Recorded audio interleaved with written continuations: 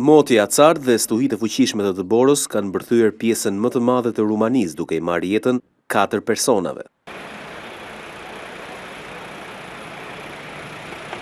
Rreshtet e dendura të Dëborës kanë bllokuar thuajse krejtësisht disa prej rrugëve kombëtare në vend, duke shkaktuar probleme të mëdha në qarkullimin e automjeteve.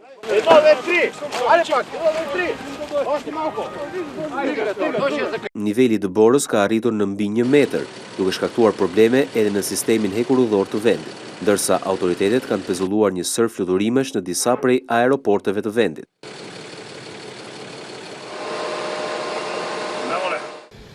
Rreshtet e dendura të Dëborës kanë shkaktuar probleme edhe në pjesën më të madhe të Serbisë.